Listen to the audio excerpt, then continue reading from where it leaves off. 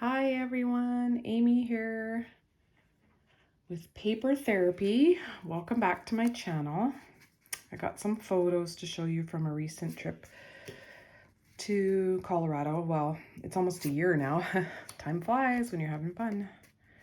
So this is the sites around the city of Denver. And this one here is a little bit of a focal point because it is on the rooftop. Well, it's not really a rooftop. Very high in the building, there's a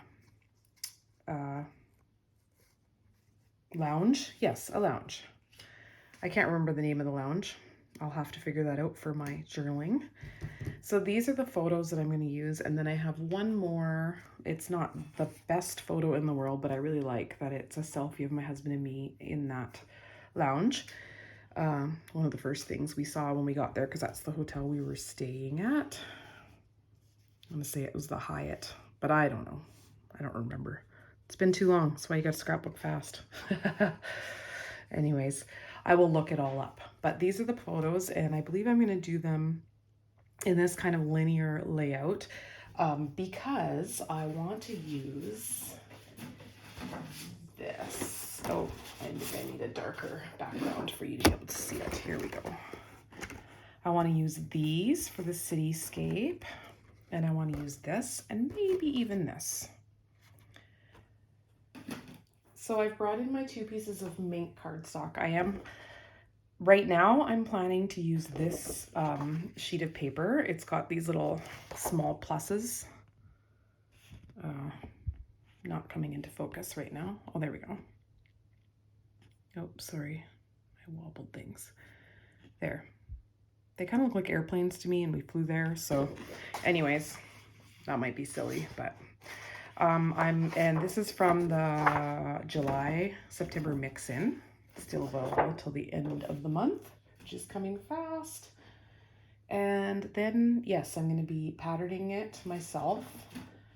And I'll probably look up some stamps. I haven't decided exactly which stamps I'm going to be using yet, but I'm definitely going to be using this. The first thing I did was use a pencil to mark the paper so that I knew where to, or how far to go with my stenciling in the background. I used the map stencil to just kind of make an organic, not exact pattern. I didn't want the straight edge across the bottom. I only wanted to just have it be really, like I said, organic, really, really just kind of fading away into nothing. So I just ran around the whole sheet doing that, just moving the pattern randomly here and there, and just kind of circular motions. And I believe I was using an older ink, almond or something like that. It doesn't really matter. It's a brownish color. It's a little bit darker than the mink in the background. One of the neat things about stenciling is that you can pattern your own cardstock. You can make a layout with not very much patterned paper, and they're relatively inexpensive if you think about how many times you can reuse them in different ways. So I do think that I probably will get into stenciling more. I just hadn't, it's not something that I had done a lot before. I find with scrapbooking, there is so many different parts of the artwork that you can get into, and it can be really expensive to get into the different things. So you just kind of have to wait till the time is right and you're ready to try something new and different. And it can be a lot of fun. It's getting more and more mixed media all the time. You can hear my puppy playing with her little squeaky toy in the background, and I just have to let her go because she's not barking or bothering me. You see here that the photos are coming back in, and I'm trying to decide how I want to arrange them now, being a little more particular about which ones are going to go beside which. And this does move around quite a bit. And sometimes I even, once I have them glued down to their matting, I will peel them back up and put them on a different matting because I like different color combinations, or I want different ones beside each other. And that just takes a bit of time. Another thing is, shortly you'll see me patterning with the little cityscape from the stencils, patterning some paper for decoration on here. And I start with it on the top there where you see a big section where it can fit, but it does end up on the bottom eventually because it just looked better as an anchor on the bottom. And that's just something you don't know until you try. Now that I finished the layout and I seen it on the bottom, I realized, oh yeah, that looks a lot better. And I guess maybe I should have known because it always looks better when you have, like I said, something to anchor it. But I didn't, and I just kind of worked with it until it went the way I wanted it to go.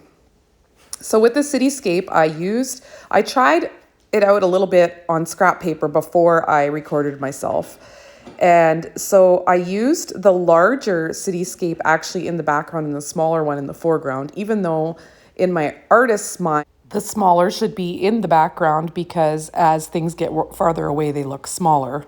But it didn't work that way because then the larger kind of overtook the smaller and you couldn't see the smaller behind. So because of that, I did it the other way and I think it turned out pretty good. I was very random in how I did it. I just, this one was a lot easier to do because then if you've watched any of my other videos, you've seen when I did the waves and I had to match them up. This didn't matter if it was matched up perfectly. You just rub it on there and then you do some more in the foreground. And I kind of overlapped and fixed a few up that I wanted to be taller and sticking up higher or a little darker. I would just put a silhouette of a building that was larger over top of that smaller one and rub it on there. The background, I should say first, I used just a generic gray or brown. And in the foreground, I used cracked sapphire distress oxide. Distress oxide, our inks are fine for doing this. Distress oxide is a little bit nicer because it's so much more buildable. So you can darken it with more and more ink on top. Whereas because our inks are water-based and not alcohol-based, they're not, I think the pigment inks, I don't have very many of the pigment inks, but I think the pigment inks would be buildable. But the water-based inks will just saturate the paper and that's kind of as dark as it gets.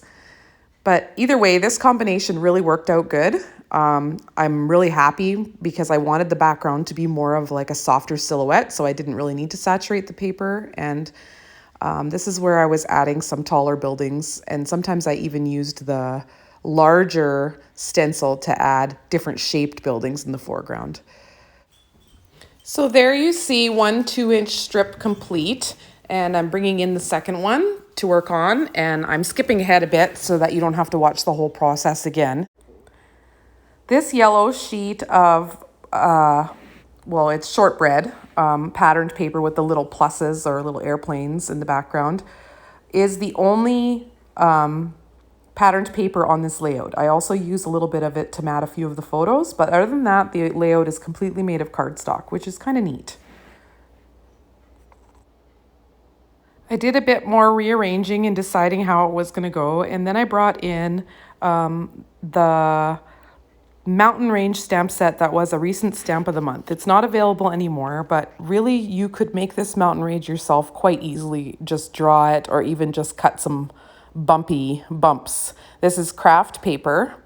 I got this idea from Jema Malmy. I don't know if you've seen her channel. Probably you have, but she's quite the artistic lady, and she did these layered mountains like this. And I believe she lives in Colorado, so she might have some comments to make on some of these pictures. But anyways, my husband and I were actually staying downtown, I'm pretty sure at the Hyatt, and that's where he had a conference, and we stayed a few extra days and checked things out around Colorado. So, and then we went down for a day trip to Colorado Springs, which was pretty cool as well. I did some sponge inking along the edge of the mountains to give them definition, and I layered them up quite a bit. The stamp is made in such a way that there's a reflection in the water, and I cut the reflection out, flipped it over, and used it as a foreground of more mountains.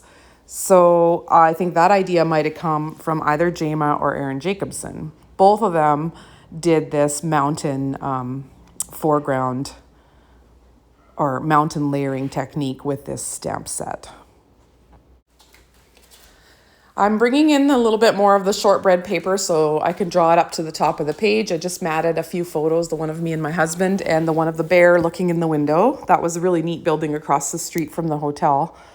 I end up using that bear as more of a focal point because it goes a little better with the title. You'll see that in a few minutes that I've switched that around. And I move the pictures from the rooftop lounge, which is called Peaks Lounge. I'm not sure if I've mentioned that yet because I didn't know, but it was called Peaks. Anyways, I flipped it to the other side of the page. This is also where I decided that I didn't like the mountainscape in the middle. I wanted to kind of have the mountainscape opening to the city. And so I put them on either side, and I really like how that turned out because there is mountains surrounding that city, and the city altitude is very high. They call it the Mile High City, which becomes my title. The Rocky Mountains in Colorado are actually the same mountains that we have here in Alberta, but they do look a bit different. I feel like ours are more like straight up and with rocky peaks and lots of snow in them, and the ones in Colorado felt more broad, but it might just be the ones that I saw. Maybe if you go farther into the mountains, it's different. Well, here I've inked up the Live, Love, Travel, and I'm just going to fussy cut them out with a little bit of white trim. Leaving the white trim I find really helps to define them, but also it's more forgiving if you leave a white trim than trying to go right along the edge, because nobody will notice if your white trim isn't perfectly equal the whole way. I also used these tall letters for Mile High City. They are the thin cuts. Now, of course, the name is escaping me, but I will link them down below, and they are available. I wanted to give them a sort of ombre look, so I started with the cracked sapphire on the bottom, saturating them like crazy and going over and over to get the word city quite dark. And then as I went up, I got lighter and lighter. And I did tack them down to my mat in order to do this, and they still kind of doubled up, and I bent them sometimes, but I wanted to be able to lift them back off of here as well. So another way you could do that is to ombre the paper first and then cut them out, but I made the decision afterwards.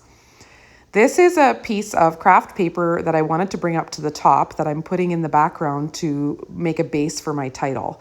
And so I just added the stamp of the mountains and I just inked around the edges just to give it some definition.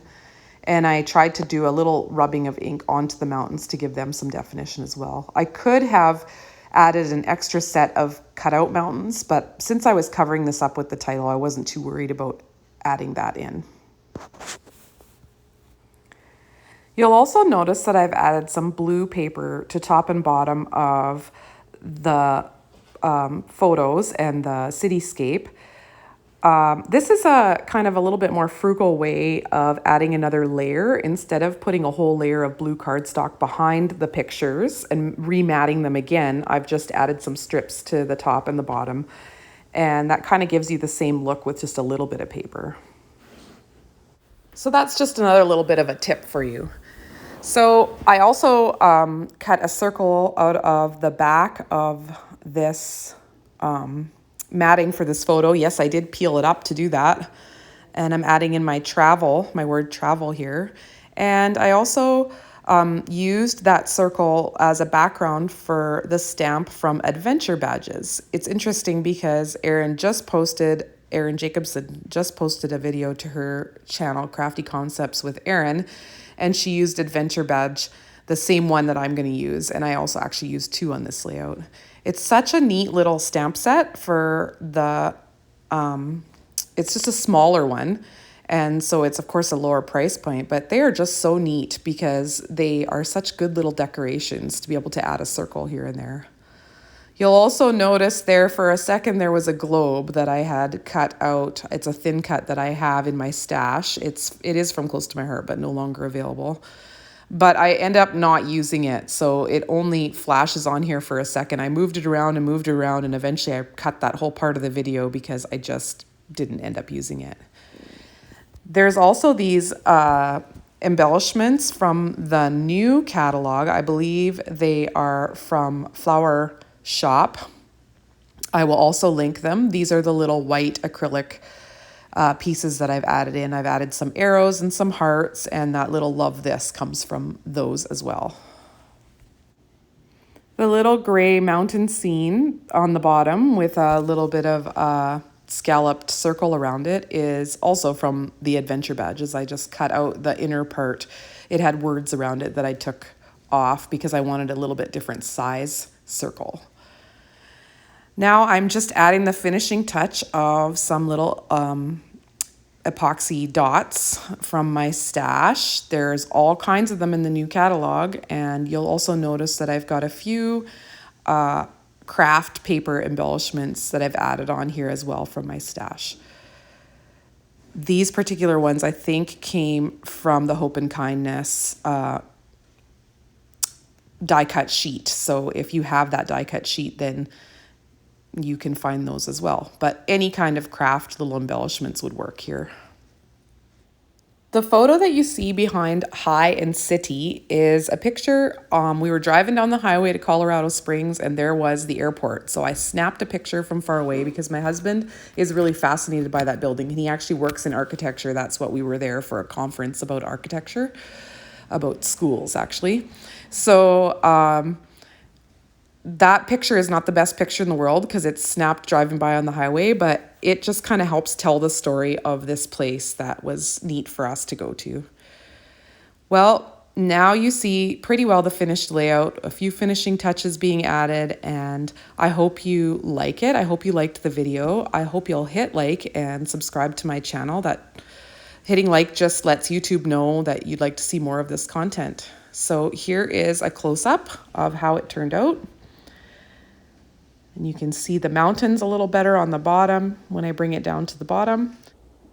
That's all from me today. This layout took me a long time because I think it actually took 2 days in all. Like I had to work on it 2 different days just because it is so intricate. There's so many different things that I added into it and it took time to make, but I'm really proud of how it turned out. And I'll always remember that I spent this time on the stenciling in the background and all the different components that I used to make up this story from a little snippet of our lives. So here's some stills, and I will catch you next time. Bye.